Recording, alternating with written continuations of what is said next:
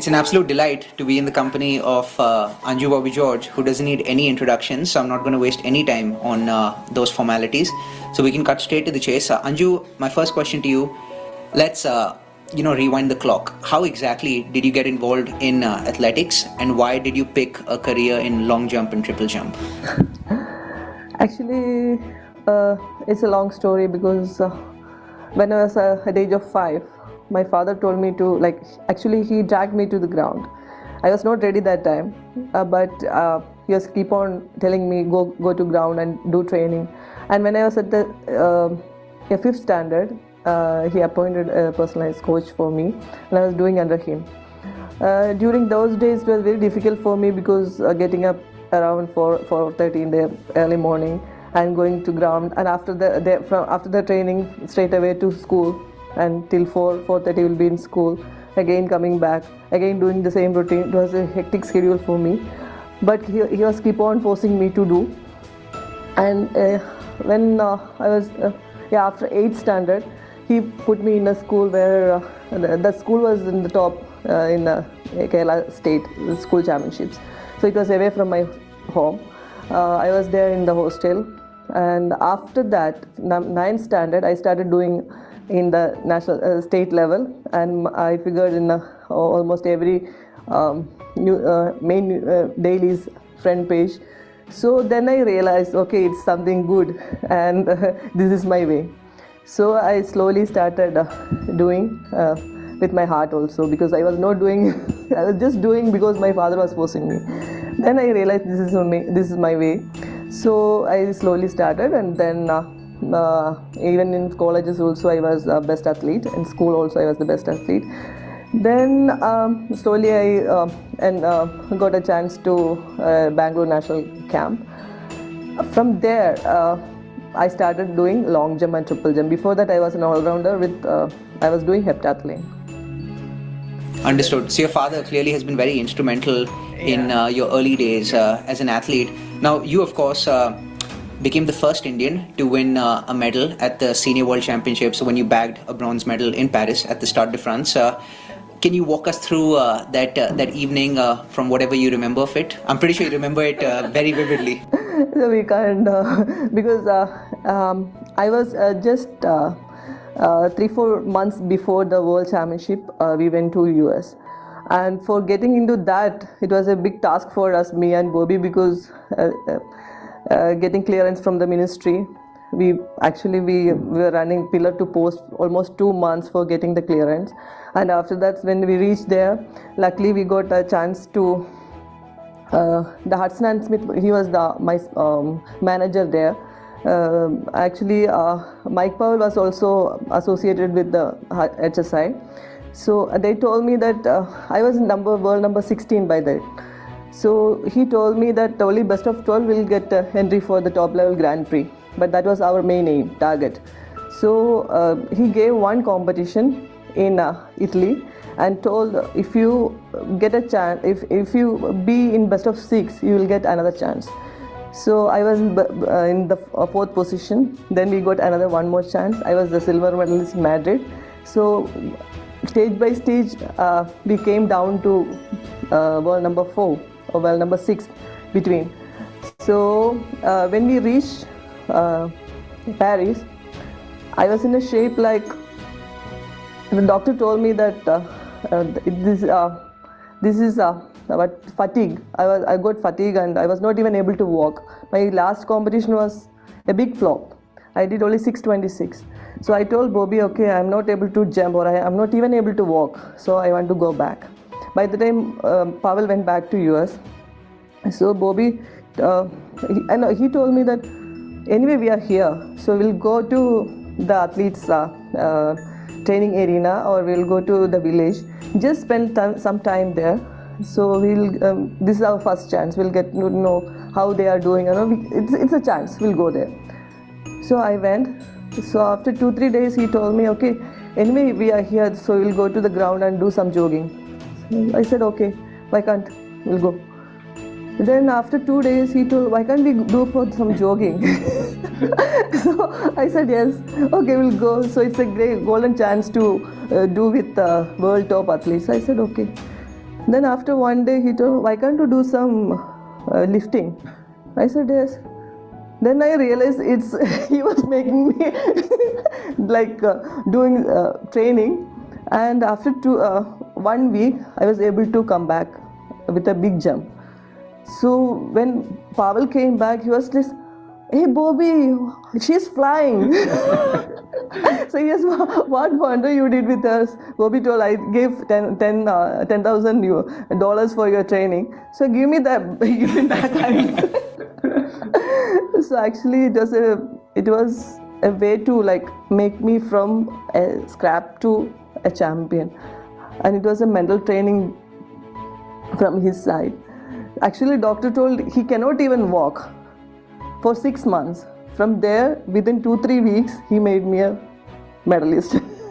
So that's the way how he is still treating the youngsters. That's an absolutely remarkable anecdote. And the reports that I read, I was doing some research before this chat. You won the medal in your 5th jump, and after your 5th jump, you felt that it wasn't your best jump. I think you stubbed your leg twice in the run-up. But I'm guessing you were in for a very pleasant surprise when you found out that the 5th jump was the jump that won you the bronze medal. No, actually, I was clearing almost 7 meters in previous jumps. 1 or 2 jumps, it was near to 7 meters because, and it was just 2 millimeter foul. 2 millimeter in the sense, I don't know how they can see it with their naked eyes. But actually, before the jump itself, there was a big declaration from their side that Eunice Barber is going to win the championship. And even in the mid of the competition, some officials took mine and that Italian world champion previous. Both of us, check mark was not there. So she was screaming and she was shouting. But as an Indian, I know what to do, how to handle these situations, because I did one mark before that with a chalk mark far away from the runner. So I was not that scared. But again, I did some adjustment in between, so I was also confused a bit. So that 5th jump, the 4th jump was a foul and that was the 7 meter jump. So the 5th jump, I just did some calculation and I started from somewhere. So that's why it was got some confusion in between, and that was not my good jump. It was a flat jump actually, but again that was the best jump in that. The 6th jump anyway, I knew that I am a medalist, so it was not. But again, that was a situation. That is what happened there. So it was a surprise. That 5th jump was a surprise for me. I don't know how it happened. Somebody took both of us check mark in between the competition. And you spoke about how influential, how instrumental your coach cum husband, Bobby George, has been in your career, in your personal life as well. Your journey to success, you were ranked 61 in 2001 and then ranked 6 in 2003. Yeah. So a big leap in a span of just 2 years, right? Yeah. And I believe you would attribute a big part of that leap, a big part of that success story to Bobby George. Could you give us some insights on the role that Bobby has played in your professional career? No, actually, basically, he's a mechanical engineer, and he was doing training himself. He was not having a coach because he's still telling like he couldn't find a good coach for himself. So he was doing all the experiment, everything on his own body and his own training. So when he told me that I am having that capacity to reach up to the world stage, I didn't realize even those days. It was very difficult because even our Indian athletes, we were thinking only till the Asian level. And beyond that, no one could even imagine a medal. It's true that Milkha Singh and Vitusha touched once, but after that, no one. Even that was just once. So breaking that barrier, that mindset, that was a big task for him, and making me understand that I am capable and I am able, that was his first task. Then slowly in training also, I realized that I can do up to his imagination. So I started training in 2001 with a big leap of 674. I think the entire India was like in a shock. 674 from an Indian. That was a huge jump. And then again I stood there. Normally what's happening, once we reach there in a certain level, then again we'll come back. But in my case, I was there for a longer period, and even in training he could like that whenever we need to do the best jump, he was able to make me there, and then again we'll come back, again we'll go back. So that was his training method. So in the right time, the right competition, I could able to deliver my best. If you go through my career best, you can see it will be in the World Championship or Olympics or the Commonwealth, that year's best championship. The biggest stages in the world. Yes. So I think he is not one of he's the best coach in India ever produced, and no one is realizing that his capacity. I think it's only a matter of time before people realize that such have been his contributions to the sport. So it's very clear that he didn't just have like a big role on your physical fitness, on your technique, but also on your mental strength, your mental fortitude. And according to me, of course, you're the best one to be confirming this with. Any athlete, right, could be physically very gifted, but if he or she doesn't quite have the mental fortitude, then that athlete won't be able to survive, especially at the big stage when the spotlight is on you, when everyone is scrutinizing every single move of yours. So how exactly, whenever you're training with, or when say you were training in the past, or when you're teaching youngsters, what elements of mental strength, mental fitness do you actually impart, or do you teach them, or do you talk to them about? No, actually, first thing is that we need to believe in yourself that you are able to do that, or you are capable of doing that. So that's the first task. And then day by day we are taking. It's not like we are all of a sudden we are jumping to the World Championship or Olympics, but we are taking day by day. And even today, if we ask our kids, or when Bobby asked me to jump this much, only that much is enough, and we are not thinking beyond that.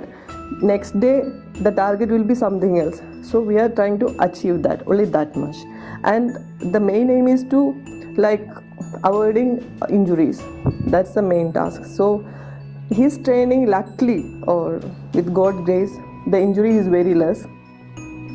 And the other thing is that when we go for a bigger stage, so before us, he will go to the ground, he will analyze everything. Even the other competitors, he will analyze their coach's face, their previous competition, their best, and everything he will analyze, and he will come with a small list of best of 6. So he will just round all the names and will tell, like, these 6 will be in the finals, so you just take care of these 6. And it's not like, because the first round there will be 50-60 jumpers, and all of us are jumping together, and if we are looking like all of them, it will be it's a big task, and it's not possible, and we will be like nowhere. So he is doing that previous day, and we will come with the best of 6 number, and definitely these 6 will be in best of 6. So it's very easy for me to check only these 6. Right. And that is his role. And next day in finals, he'll tell, okay, you are capable of doing this much, and if you can, put little more effort. And in the first jump, do this much only, and the second jump, put this much effort, and all these corrections he will do. So for us, it's easy to do in the competition. And so in the first day there's no tension, because we are already in best of 6. I know, but the finals, again, this is a situation I know, because many times it happened exactly like that. So he is doing the groundworks, and the major part he is playing. So this is just go and do that, so.